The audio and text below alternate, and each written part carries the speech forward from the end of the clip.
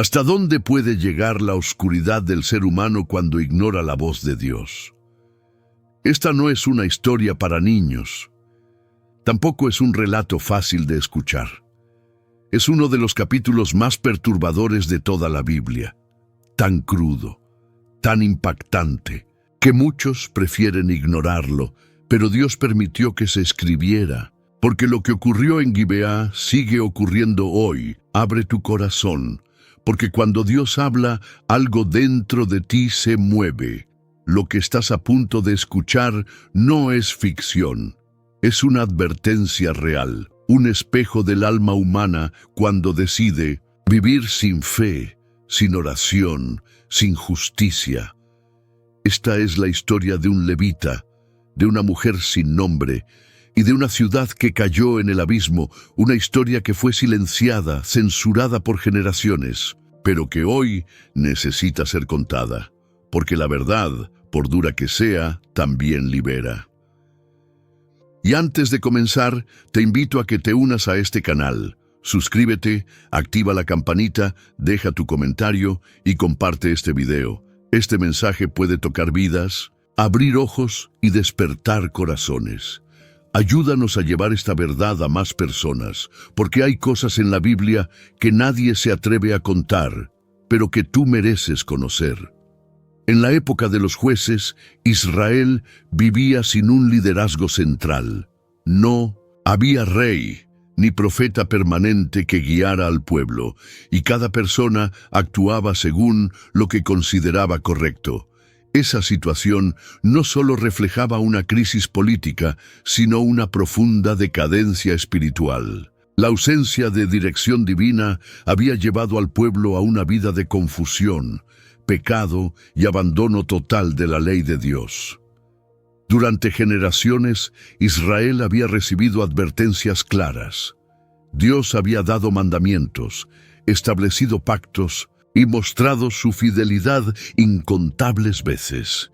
Sin embargo, con el paso del tiempo las tribus se acomodaron. Se mezclaron con culturas paganas, adoptaron ídolos, ignoraron la oración y dejaron de escuchar al Espíritu de Dios. Lo que antes era pecado evidente se volvió parte normal de la rutina. El libro de Jueces describe un patrón constante. El pueblo se alejaba de Dios, sufría las consecuencias, clamaba por ayuda, y Dios levantaba un libertador. Pero en lugar de aprender, volvían al mismo error. La falta de un rey no era el problema en sí, sino el reflejo de un corazón colectivo que había dejado de considerar a Dios como su verdadero Señor. La vida cotidiana en Israel se había degradado. La justicia era manipulada, las familias estaban divididas y el pueblo vivía desconectado de su identidad espiritual. Incluso los levitas, los encargados del culto y la enseñanza de la ley, estaban atrapados en esa indiferencia. No había temor de Dios, no había responsabilidad moral, solo quedaba una religiosidad vacía. En este contexto comienza uno de los capítulos más difíciles de toda la Biblia, Jueces 19. Una historia que no muchos se atreven a leer y que muchos prefieren evitar, no por falta de relevancia, sino por su crudeza. Sin embargo, este capítulo existe por una razón clara: mostrar hasta dónde puede llegar una sociedad cuando ignora por completo la voz de Dios.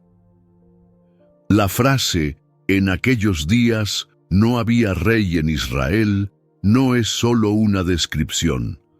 Es una sentencia. Nos revela que cuando Dios deja de ser el centro, todo se desordena. El dolor, la violencia y la injusticia no aparecen de la noche a la mañana. Son el resultado de años de negligencia espiritual. Israel no cayó por accidente. Cayó porque dejó de escuchar. Antes de seguir con los hechos que se narran en este capítulo, necesitamos entender esto. El horror que viene a continuación no surge por casualidad. Es la consecuencia directa de haber abandonado la fe. Y si hoy seguimos el mismo camino, veremos los mismos frutos. Esta historia no es solo del pasado, es también una advertencia para nuestro presente. La historia da un giro hacia lo personal cuando se nos presenta a un levita, un hombre que pertenecía a la tribu encargada del servicio religioso en Israel. Este levita tenía una concubina, una mujer de Belén de Judá. La Biblia no menciona su nombre, pero su presencia será el punto central de los eventos que vendrán. Su relación con el levita estaba rota. Ella lo había dejado y había vuelto a la casa de su padre. No se nos dan detalles sobre los motivos de la separación, pero el texto deja claro que algo entre ellos no funcionaba bien. El hecho de que ella regresara a la casa paterna por varios meses indica una ruptura significativa. Y aún así, después de un tiempo, el levita decide ir a buscarla. Viaja hasta Belén con un criado y 2 asnos, con la intención de hablar con ella y traerla de vuelta. El reencuentro no fue inmediato. El padre de la mujer lo recibió con hospitalidad, y el levita permaneció allí durante varios días. Cada vez que intentaba partir, el padre lo convencía de quedarse un poco más. Esta demora revela algo del ambiente cultural del momento. Se valoraba la cortesía más que la urgencia. Pero también muestra un mundo en el que las decisiones eran lentas, influenciadas por costumbres, no por convicciones. Finalmente, después de 5 días, el levita se levanta tarde y decide partir con su concubina y su criado. Salen de Belén cuando el sol ya comenzaba a bajar. Deciden viajar en dirección a la región montañosa de Efraín, donde vivía el levita. El camino no era largo, pero lo bastante peligroso como para evitar viajar de noche. A pesar de las advertencias, el grupo continúa. Mientras avanzaban, el criado sugiere detenerse en una ciudad extranjera, Jebús, que más tarde sería Jerusalén, pero el levita se niega. No quería quedarse entre extranjeros. Prefería buscar refugio en una ciudad de su propio pueblo, donde supuestamente estarían más seguros. Esa decisión los llevó a Gibea, una ciudad de la tribu de Benjamín. Gibea parecía un buen lugar para descansar. Era parte de Israel, y el levita esperaba encontrar allí hospitalidad y cuidado. Pero lo que parecía una decisión lógica se convertiría en el principio de una tragedia. La ciudad, que debía ofrecer protección, mostrar compasión y actuar con rectitud, revelaría en cambio su verdadera corrupción. La historia de este levita y su concubina no es solo un relato antiguo. Es un reflejo del estado espiritual de Israel. Incluso los que servían a Dios vivían relaciones rotas, tomaban decisiones dudosas y confiaban en apariencias. Lo que viene a continuación es el resultado de ignorar las señales, de confiar en el lugar equivocado y de olvidar que sin Dios ninguna ciudad es segura. Después de salir de la casa del padre de la joven, el levita, su concubina y el criado siguieron el camino rumbo a casa. Iban avanzando con la esperanza de encontrar un lugar tranquilo para pasar la noche. La tarde comenzaba a caer y el viaje se hacía cada vez más incómodo. El criado, al ver la hora, sugiere detenerse en Jebús, una ciudad cercana habitada por jebuseos.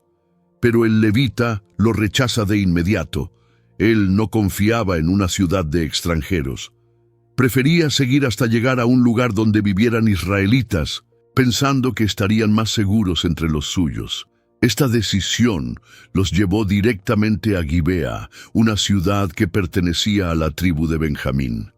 Cuando llegaron, el sol ya se estaba ocultando, y como era costumbre en la época, esperaron en la plaza principal para que alguien les ofreciera hospedaje. El tiempo pasaba y nadie se acercaba. Ningún ciudadano de Gibea se ofrecía a darles techo, ni siquiera agua o alimento. Esa falta de hospitalidad ya era una señal de que algo no estaba bien. En Israel, dar hospedaje a un viajero no era solo un acto de bondad, era parte de la ley moral. Pero aquí, en esta ciudad israelita, los dejaron al margen como si fueran extraños. Finalmente, un hombre anciano que venía del campo los vio y se ofreció a recibirlos. Era un forastero como ellos, alguien que tampoco era nativo de Gibeá. Los llevó a su casa, les ofreció alimento para los animales, agua para lavarse los pies y pan para comer. A primera vista, todo parecía mejorar. Una casa segura, una comida sencilla, un momento de descanso, pero el alivio fue apenas temporal. Lo que ellos no sabían es que Gibeá no era un lugar seguro. Bajo su apariencia de ciudad tranquila se escondía una corrupción profunda. Aquella noche no traería descanso, sino terror. Los viajeros estaban a punto de enfrentar algo que ninguno de ellos imaginaba. Lo que parecía una simple parada en el camino se transformaría en el escenario de una de las noches más oscuras de toda la Biblia. Gibeá representaba mucho más que una ciudad malvada. Era el reflejo de una nación enferma, una comunidad que había abandonado los principios de justicia, misericordia y temor a Dios. El pecado ya no estaba escondido. Ahora se mostraba sin vergüenza, sin resistencia, sin límite alguno. El levita había buscado seguridad entre los suyos y había entrado en el corazón de la ruina. Lo más grave de esta parte del relato es la falsa sensación de normalidad. Todo parecía estar bien, pero debajo de la superficie, la maldad se movía en silencio.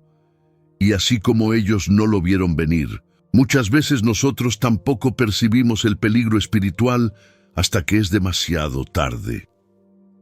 En este punto, el camino a casa se convirtió en el camino hacia el horror. El anciano que los encontró en la plaza no era de Gibeá. También era un forastero, venido de los campos de Efraín, pero residía en esa ciudad. Al ver al levita, su concubina y el criado esperando sin ayuda, sintió compasión. Les ofreció su casa, insistió en que no durmieran en la calle y los acogió con amabilidad. Parecía que por fin la noche iba a transcurrir en paz. Dentro de la casa compartieron comida y descanso. Era una escena común, sencilla, incluso reconfortante. Pero esa tranquilidad no duraría. Cuando el cielo ya estaba oscuro y la ciudad dormía, un grupo de hombres perversos se reunió frente a la casa.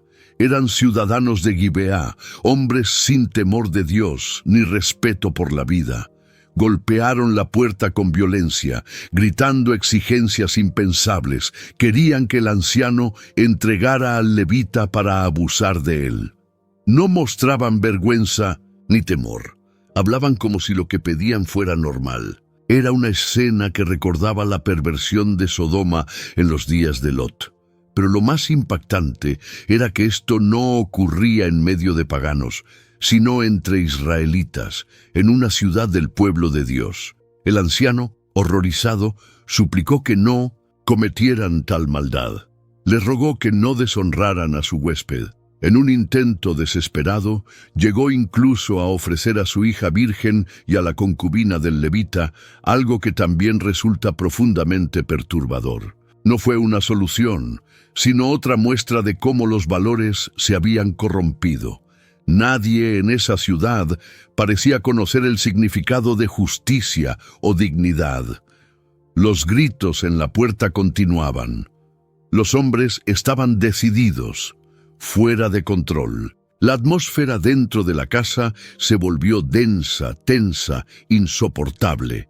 El contraste entre la hospitalidad inicial del anciano y la maldad desatada en las calles no podía ser más grande. Lo que debía ser una noche segura se había transformado en una pesadilla. Nadie llegó a ayudar. Ningún vecino salió a detener la locura. El silencio de los demás habitantes de Gibeá fue tan culpable como la acción de los agresores. El pecado no solo vive en la acción directa, sino también en la indiferencia. Esa noche, toda una ciudad quedó manchada por la violencia que permitió, toleró y cayó. Este momento marca un punto de quiebre. Ya no estamos hablando solo de desobediencia o idolatría. Aquí vemos la consecuencia final de vivir sin Dios. Una sociedad donde lo impensable se convierte en rutina y donde la maldad ya no se esconde. Gibeá no era una excepción. Era el reflejo de lo que Israel había llegado a ser sin la presencia del Señor. Los golpes en la puerta se hicieron cada vez más fuertes. Eran muchos hombres, todos ciudadanos de Gibeá, exigiendo que el levita fuera entregado. No pedían justicia, ni actuaban movidos por necesidad. Querían hacerle daño, querían abusar de él. Era una violencia descontrolada, nacida del desprecio absoluto por la ley de Dios y por la dignidad humana. El anciano, temblando, salió para hablar con ellos. Les suplicó que no cometieran semejante perversidad. En Israel, el huésped era sagrado. Ofrecer hospitalidad significaba proteger con la vida a quien entraba en tu casa. Pero en esa noche, las reglas estaban rotas. La maldad de aquellos hombres superaba cualquier límite. No respetaban a nadie, no temían a nadie.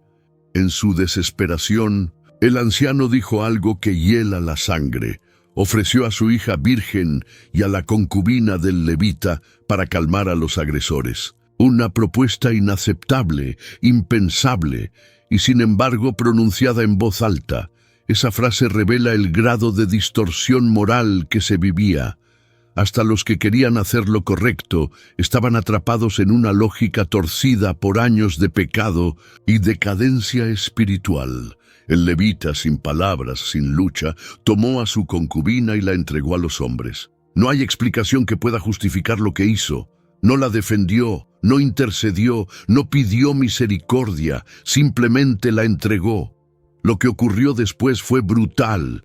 La mujer fue violada por toda la noche, una y otra vez, hasta que su cuerpo ya no pudo más, y nadie la salvó. Los habitantes de Gibeá no eran desconocidos ni paganos, eran hermanos, parte del mismo pueblo, descendientes de las promesas de Dios, pero habían olvidado todo. La justicia, la compasión, la fe, nada quedaba en ellos. En esa noche no hubo oración, no hubo piedad, solo oscuridad, pecado y una comunidad completamente perdida. Lo más doloroso de este relato no es solo lo que sucedió, sino cómo todos lo permitieron. No fue un crimen cometido por un extraño, fue un acto colectivo, sostenido por el silencio de muchos y la acción violenta de algunos. La Biblia no oculta este horror. Nos lo muestra con crudeza para que comprendamos las consecuencias de vivir alejados del corazón de Dios. Este episodio no se trata solo de una tragedia personal. Es una acusación directa contra una ciudad, una tribu, un pueblo entero. Gibeá se convirtió en símbolo del colapso espiritual de Israel. Y mientras el cuerpo de la mujer caía en manos de la muerte, el cielo permanecía en silencio. No porque Dios no viera, sino porque su pueblo ya no quería escuchar. La noche terminó con el primer rayo de sol. Cuando los hombres de Gibeá se retiraron, la ciudad volvió a su aparente normalidad, como si nada hubiera pasado. La mujer, sin fuerzas, logró arrastrarse hasta la entrada de la casa donde había sido abandonada. Cayó allí, con las manos sobre el umbral, como esperando que alguien finalmente la rescatara. Nadie abrió, nadie salió. Cuando el levita se levantó por la mañana y abrió la puerta, la encontró tendida en el suelo. Estaba inmóvil. No gritó, no lloró, no reaccionó. Solo su cuerpo estaba allí, quebrado por el abuso y la indiferencia. Él le habló con frialdad. «Levántate, vámonos». Pero ella no respondió. Ya era tarde. Su vida había sido apagada. Durante esa noche de terror, no sabemos si el levita estaba en shock o si su corazón ya se había endurecido. Lo cierto es que tomó su cuerpo, lo colocó sobre el asno y emprendió el regreso a casa. En ningún momento se registra una oración, una lágrima, una palabra de arrepentimiento. El relato bíblico es frío y directo, como la escena que describe. El silencio lo dice todo. Al llegar a su casa, el levita hizo algo que estremeció a toda la nación. Tomó un cuchillo y cortó el cuerpo de la mujer en 12 partes. Luego envió cada parte a una de las 12 tribus de Israel. Era un acto sin precedentes, un gesto desesperado, radical, violento.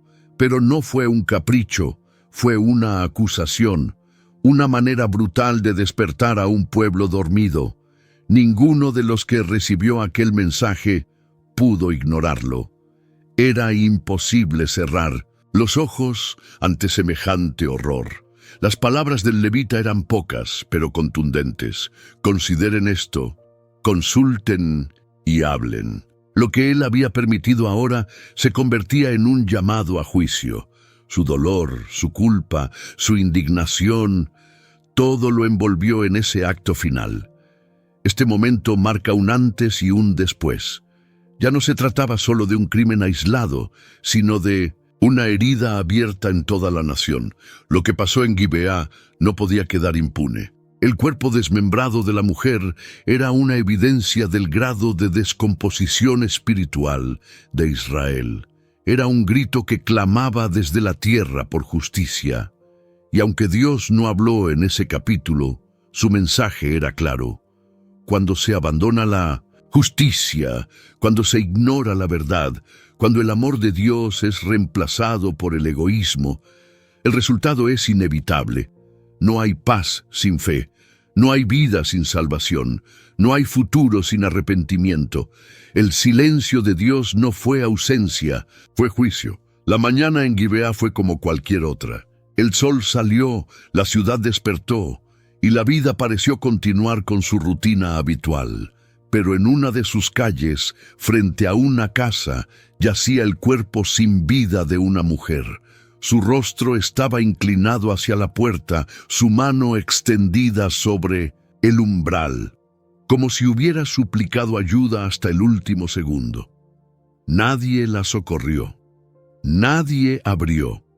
El levita, al verla, pronunció solo una frase: «Levántate, vámonos». No hubo lágrimas, ni desesperación, solo una orden seca, vacía, que refleja la frialdad que se había apoderado del corazón de muchos. Pero ella no respondió. Su cuerpo ya no tenía aliento. Había muerto allí mismo, al pie de la puerta, que nunca se abrió. Lo que sigue es una de las escenas más impactantes de toda la Biblia. El levita la carga, monta su cuerpo sobre el asno y regresa a su casa sin decir palabra. El trayecto de vuelta fue un viaje de luto, de silencio, de peso. No solo el peso de un cadáver, sino el peso de una nación que había permitido que algo así sucediera sin reacción, sin compasión. En casa el levita hace algo inimaginable. Corta el cuerpo en 12 partes y las envía a cada una de las tribus de Israel. No lo hace por crueldad, sino por clamor.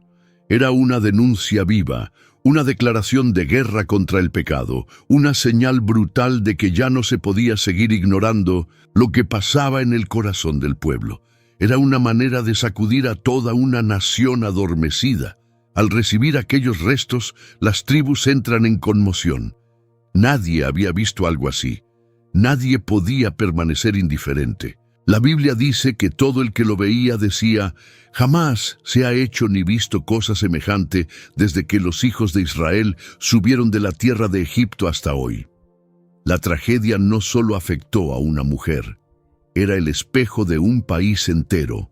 Este amanecer fue el más triste porque no solo marcó la muerte de una mujer inocente, marcó la muerte de la conciencia, la muerte de la compasión, la muerte del temor a Dios.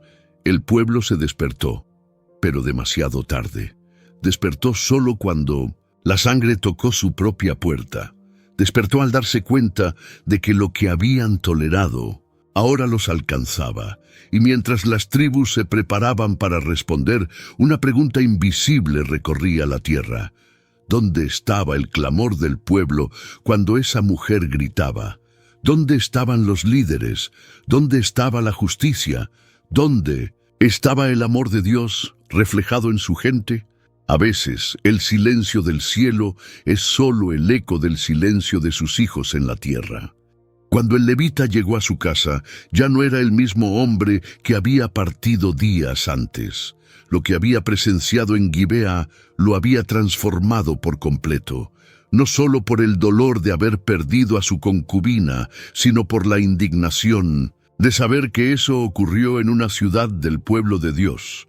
El silencio, la cobardía y la violencia lo marcaron profundamente. Sin pronunciar discursos largos ni buscar tribunales, el levita tomó una decisión drástica. Cortó el cuerpo de la mujer en 12 partes y las envió por mensajeros a cada tribu de Israel. Su acto fue escandaloso, pero intencional. No era un castigo, era una denuncia. Era su forma de gritar lo que la mayoría no se atrevía a decir. «Esto no puede seguir así». Cada tribu que recibió una parte del cuerpo quedó horrorizada. La imagen hablaba más que 1000 palabras. Era una acusación visual, un mensaje que atravesaba el alma. Nadie podía quedarse callado ante tal barbaridad. No se trataba solo de un crimen contra una mujer, sino de un colapso moral nacional. Lo que pasó en Gibea revelaba lo lejos que Israel había caído. El levita no justificó su acto ni ofreció explicaciones extensas. Solo pidió que lo pensaran, que consultaran entre ellos, que hablaran.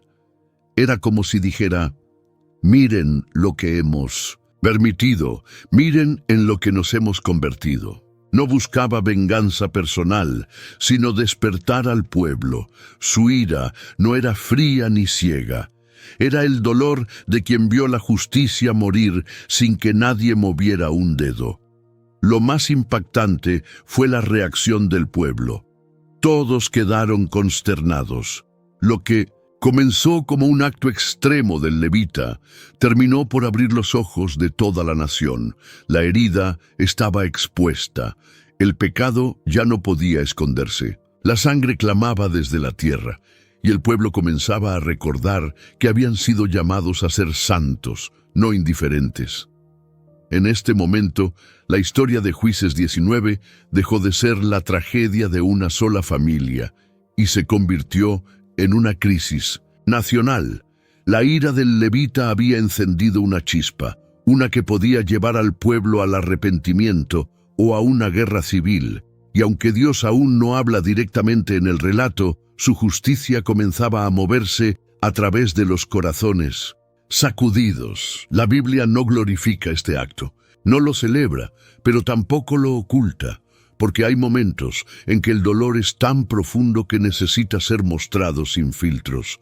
La historia del levita no es solo una denuncia, es un espejo, y la pregunta sigue en pie: ¿cuántas veces ignoramos el mal hasta que ya es imposible no verlo? Las 12 tribus de Israel no tardaron en reaccionar. Al recibir los restos de la mujer, un clamor general se levantó en toda la nación. Hombres de todos los rincones se reunieron como un solo cuerpo, desde Dan hasta Beerseba, incluyendo la tierra de Galaad. El horror los había unido. Nadie quería ignorar lo sucedido. Era un crimen demasiado grande para dejarlo pasar. Cerca de 400,000 hombres se congregaron en Mizpa, un lugar destinado al encuentro y a la consulta delante de Dios. Allí escucharon el testimonio del levita, quien relató con detalles lo que había ocurrido en Gibea. Cada palabra que salía de su boca reforzaba la indignación colectiva. El pueblo no solo estaba consternado, estaba determinado a actuar. La decisión fue unánime: castigar a los responsables. No era solo venganza, era un intento desesperado de restaurar la justicia en medio del caos. El pecado no podía quedar impune, no esta vez. El corazón de la nación, aunque endurecido por años, parecía latir de nuevo. Había una urgencia moral, una necesidad de decir, esto no representa quiénes somos. Pero antes de atacar, Israel envió mensajeros a los líderes de Benjamín. Les exigieron que entregaran a los hombres perversos de Gibeá para que fueran castigados. Era una oportunidad para resolver el conflicto con justicia, sin derramamiento de sangre entre hermanos. Sin embargo, la tribu de Benjamín se negó. En lugar de cooperar, se prepararon para la guerra. Esta respuesta cambió todo. Lo que pudo haber sido una corrección local se convirtió en un conflicto nacional. Benjamín, cegado por el orgullo o por la lealtad tribal mal entendida, decidió proteger a los culpables. Eligieron la confrontación antes que la verdad. Prefirieron justificar el pecado antes que arrepentirse, y esa elección tendría consecuencias devastadoras. Aquí aparece una de las tensiones más profundas del relato. ¿Cómo enfrentar la maldad sin convertirse en ella? ¿Cómo buscar justicia sin caer en la misma violencia que se intenta detener? El pueblo de Dios se encontraba frente a un dilema. No podían ignorar el crimen, pero tampoco podían olvidar que estaban luchando contra hermanos. La reacción nacional fue una mezcla de dolor, determinación y advertencia. La historia estaba por tomar un rumbo sangriento, y todo comenzó por no escuchar. El pecado de unos pocos iba a arrastrar a toda una tribu, y aunque la intención era hacer justicia, pronto Israel descubriría que cuando el corazón no está alineado con Dios, hasta la justicia puede desbordarse en destrucción. Con la negativa de la tribu de Benjamín a entregar a los culpables de Gibeá, la tensión llegó al punto máximo. Israel no estaba dispuesto a retroceder.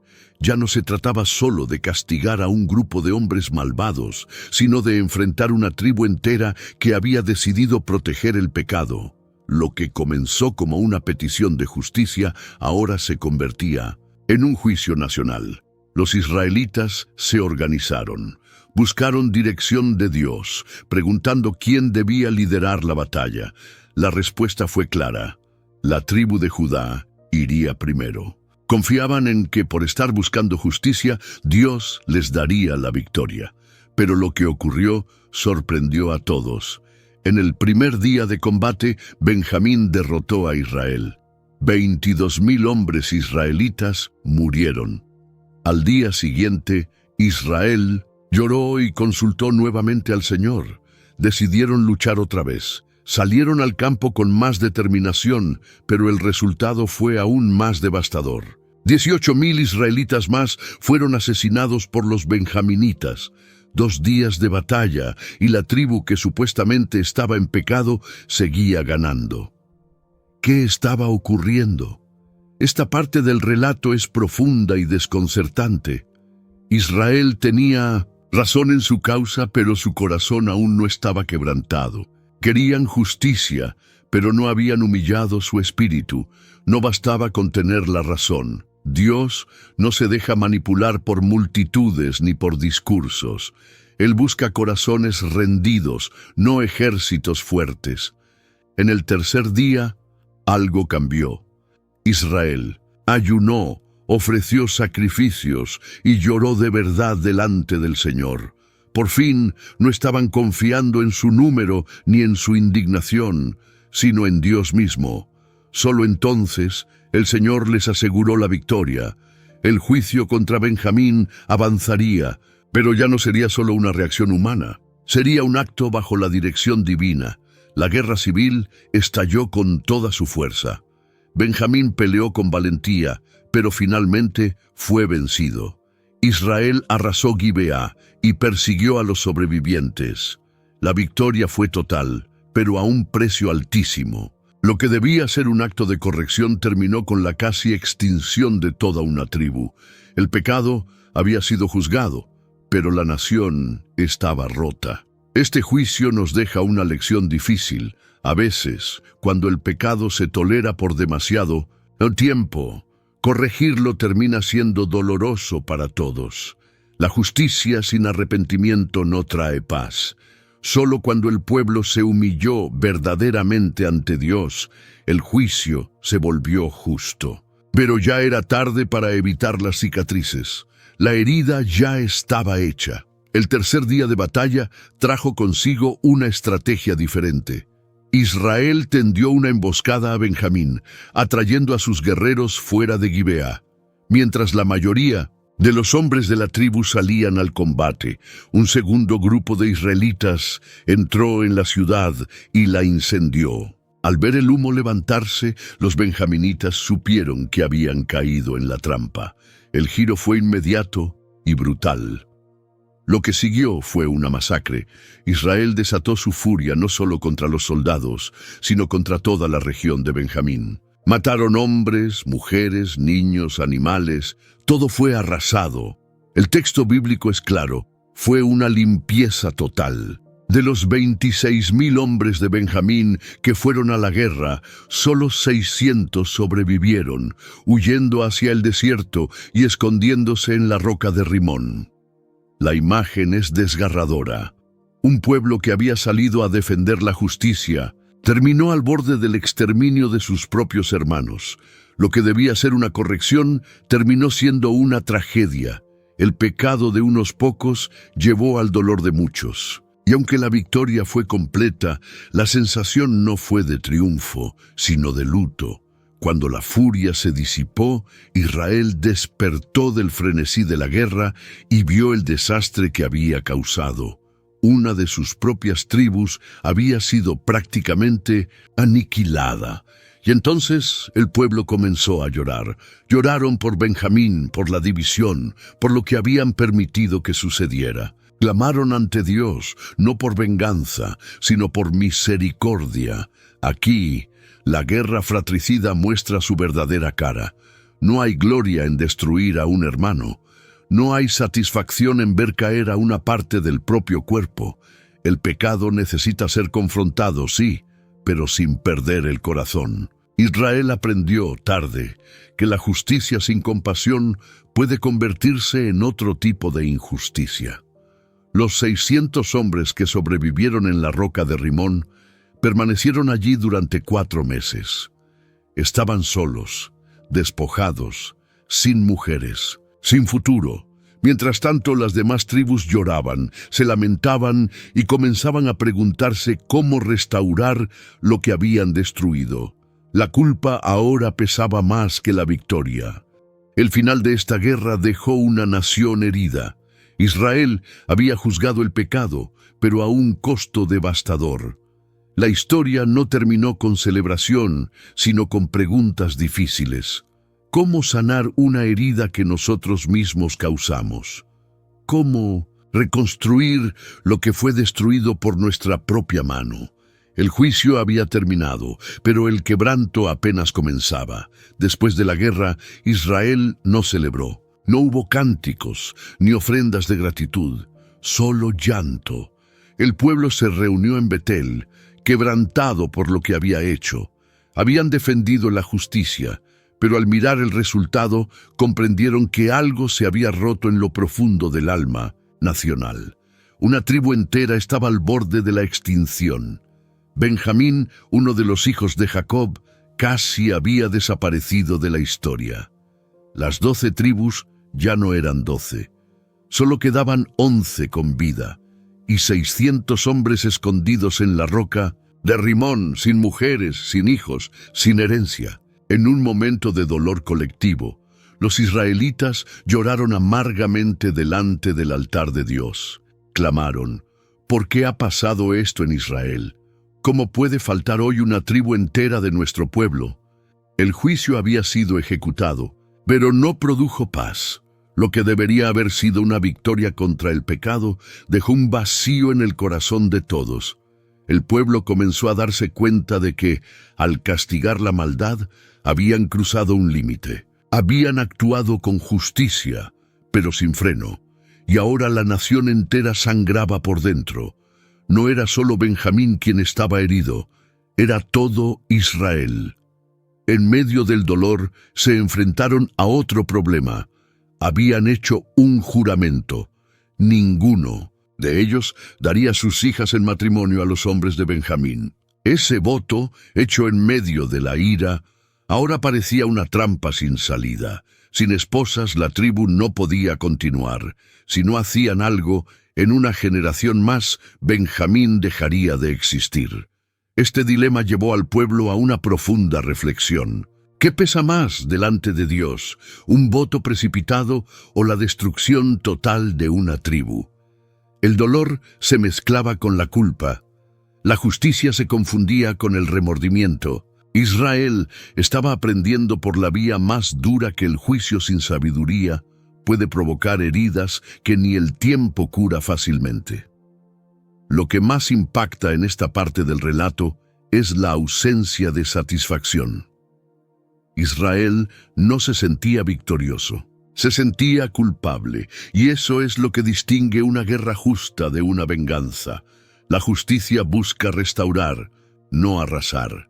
En lugar de sentirse purificados, se sentían contaminados por la sangre de sus propios hermanos. Un pueblo herido busca redención. En Betel, los líderes comenzaron a pensar en soluciones, en formas de evitar la desaparición de Benjamín sin romper sus votos. Pero ya era tarde para evitar las consecuencias. Ahora solo quedaba intentar salvar lo que aún se podía rescatar. No con fuerza, sino con misericordia. Después de llorar por la casi desaparición de Benjamín, el pueblo de Israel se enfrentó a un dilema urgente. No podían quebrantar el juramento de no entregar a sus hijas en matrimonio, pero tampoco querían extinguir una de las tribus de Dios. La tensión entre justicia y misericordia los llevó a buscar una salida, aunque llena de imperfecciones. Decidieron acudir a Jabes de Galaad, una ciudad que no había asistido a la convocatoria de Mizpa. Consideraron su ausencia como rebelión. En consecuencia, enviaron un ejército, destruyeron la ciudad y tomaron vírgenes para ser dadas en matrimonio a los hombres de Benjamín. Fueron 400 jóvenes, rescatadas mediante la fuerza, en un acto que combinaba compasión con duras implicaciones. A pesar de ello, aún faltaban 200 esposas para completar a la tribu. Así, aprovecharon la celebración anual en Silo. Durante la fiesta, las jóvenes salían a danzar. Israel permitió que los hombres de Benjamín se escondieran y raptaran a las mujeres. Fue una medida extrema, guiada por la desesperación nacional y el deseo de restaurar una tribu casi perdida. Esta acción mantiene un tono ambiguo. Fue compasión, sí, pero tardía. Resultó de decisiones humanas marcadas por el dolor y la urgencia, no por un actuar lleno de discernimiento o espiritualidad. La tribu fue restaurada, pero con un trasfondo de violencia, injusticia y resentimiento. La narrativa bíblica no oculta esto, no glorifica ni valida el método, solo registra lo que ocurrió, permitiendo que entendamos el costo de actuar fuera del tiempo de Dios. La compasión tardía recuperó a Benjamín, pero la resolución llegó envuelta en sombras, sin renovación real del corazón ni confianza en la guía divina. Este momento nos confronta con una verdad profunda. Corregir errores con prisas y sin oración puede agravar el daño. La compasión sin arrepentimiento genuino no sana. Nos deja con una tribu que sobrevivió, sí, pero con heridas internas que tardaron en cicatrizar. El verdadero arrepentimiento solo llega cuando el corazón se rinde ante Dios, no cuando las circunstancias lo exigen. Después de todo lo que ocurrió, una pregunta inevitable se levanta en el corazón de quien escucha esta historia. ¿Dónde estaba Dios? ¿Cómo es posible que una tragedia tan devastadora haya ocurrido en medio de su pueblo? ¿Por qué guardó silencio mientras una mujer era destruida? Una ciudad se volvía cómplice y una tribu entera era casi borrada del mapa. La respuesta no está en una ausencia divina, sino en la desconexión del pueblo. Dios nunca se fue. Fue el pueblo quien dejó de escucharlo, quien dejó de buscarlo, quien convirtió su fe en tradición vacía. Durante toda esta historia, no hay registros de oración sincera antes de que todo estallara. No hay clamor en Gibeá, no hay advertencia profética, no hay búsqueda real de la voluntad divina. Cuando la voz de Dios no es bienvenida, su silencio se convierte en juicio. No porque Él abandone, sino porque su pueblo cierra los oídos. Y cuando se apaga la luz, la oscuridad avanza. Lo que vimos en Jueces 19 y 20 fue el resultado directo de una nación que ya no quería vivir bajo la guía del Espíritu Santo ni bajo la autoridad de su palabra. Dios no impide el libre albedrío. Él llama, corrige, advierte, pero no fuerza. Israel eligió caminar por caminos propios, y el precio fue altísimo. Gibeá no cayó de un día para otro. Fue el fruto de años de indiferencia, años de vivir sin oración, sin temor reverente, sin amor por la justicia. El silencio de Dios fue proporcional al endurecimiento del corazón del pueblo, pero incluso en medio del caos, Dios no estaba ausente. Estaba observando, estaba permitiendo que las consecuencias despertaran a una nación dormida. El juicio no es el fin de su amor, es a veces su herramienta para redirigir a sus hijos. En este relato no vemos palabras del cielo, pero sí vemos el despertar de una conciencia colectiva que ya no podía seguir ignorando el pecado. Este silencio nos enseña algo poderoso. Cuando Dios calla, no significa que no le importa. Significa que el hombre ha dejado de querer escucharlo.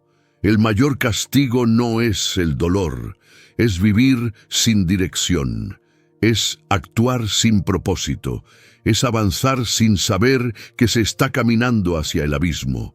Y eso es exactamente lo que vivió Israel en estos capítulos. El llamado es claro.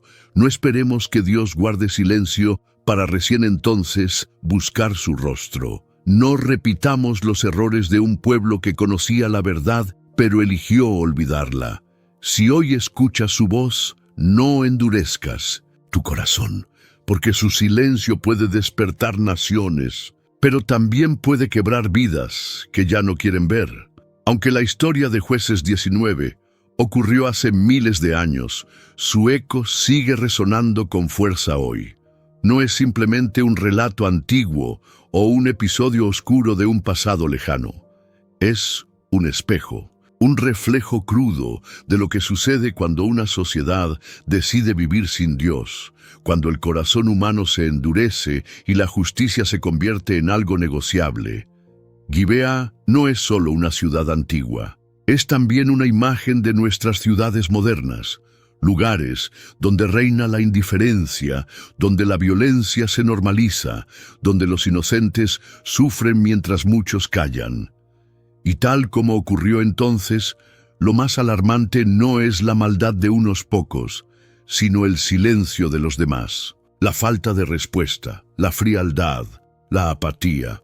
Hoy también vemos relaciones rotas, mujeres abandonadas, líderes espirituales sin dirección, comunidades enteras actuando sin compasión. No estamos tan lejos de los tiempos de los jueces. Vivimos rodeados de injusticia, de egoísmo, de corazones que han dejado de buscar a Dios. Y aún así, muchos siguen preguntando, ¿por qué el mundo está así? La Biblia no se queda en silencio ante esa pregunta.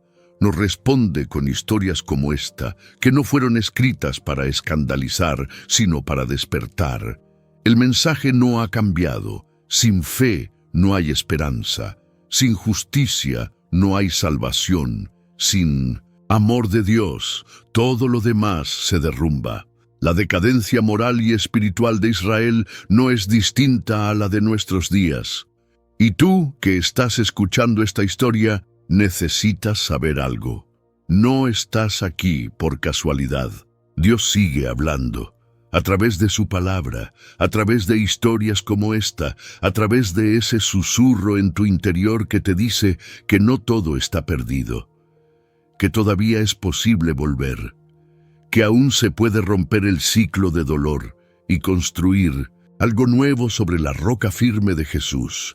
Este capítulo olvidado de la Biblia es un llamado a despertar, a no seguir tolerando el pecado disfrazado de cultura, a no aceptar la injusticia como parte del sistema, a no ignorar el sufrimiento solo porque no nos afecta directamente. Es tiempo de volver a escuchar la voz de Dios, porque cuando Él habla, algo dentro de nosotros se mueve y nos transforma. Hoy más que nunca necesitamos líderes con convicción, familias firmes en la fe, comunidades que vivan según las promesas de Dios. No repitamos la historia de Gibeá. No esperemos otra tragedia para reaccionar. El momento de actuar, de orar, de arrepentirse y de levantarse es ahora. Después de tanto dolor, tanta pérdida y tanta confusión, Israel se encontró frente a una nueva necesidad: restaurar. Restaurar no solo a Benjamín, sino el corazón mismo del pueblo. Habían aprendido por la vía más dura que vivir sin Dios tiene consecuencias. Ahora solo quedaba clamar, no por venganza, no por justicia, sino por misericordia, por una segunda oportunidad. Los líderes, las familias, las tribus enteras comenzaron a buscar formas de reparar el daño. No era fácil.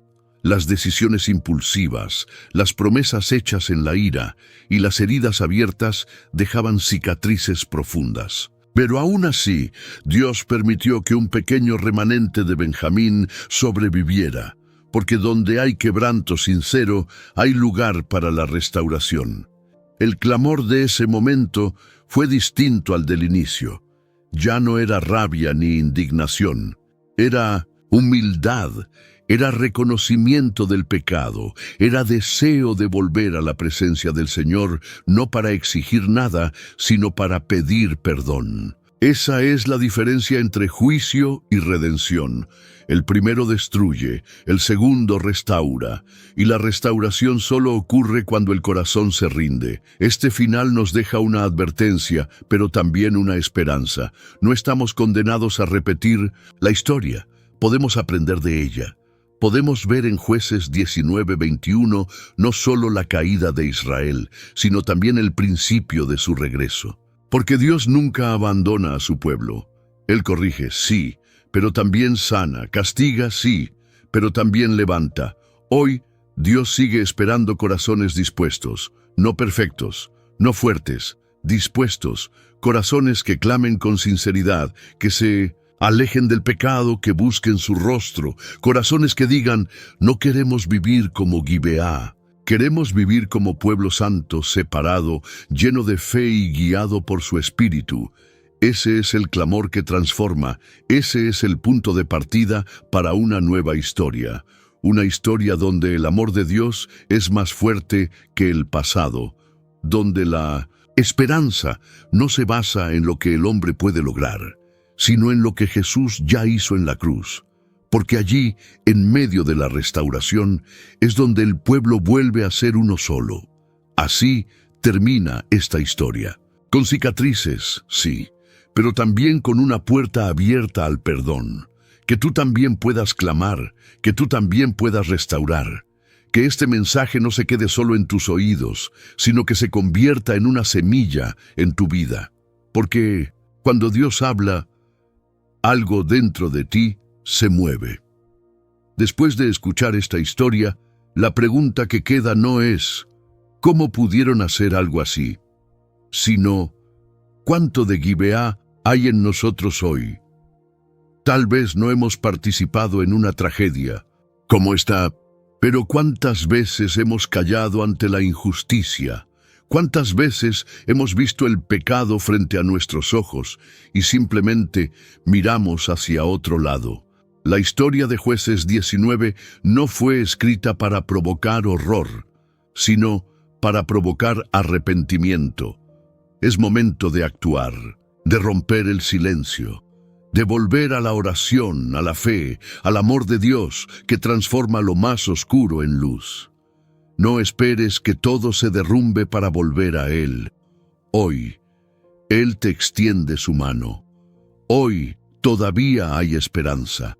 Te invito a que escribas en los comentarios: Señor, restaura mi corazón. Y si este mensaje tocó tu vida, compártelo, suscríbete, activa la campanita y acompáñanos todos los días. Aquí, cada historia bíblica es una oportunidad para despertar el alma. Y recuerda lo que dice Isaías 1:18: Venid luego, dice Jehová, y estemos a cuenta. Si vuestros pecados fueren como la grana, como la nieve, serán emblanquecidos.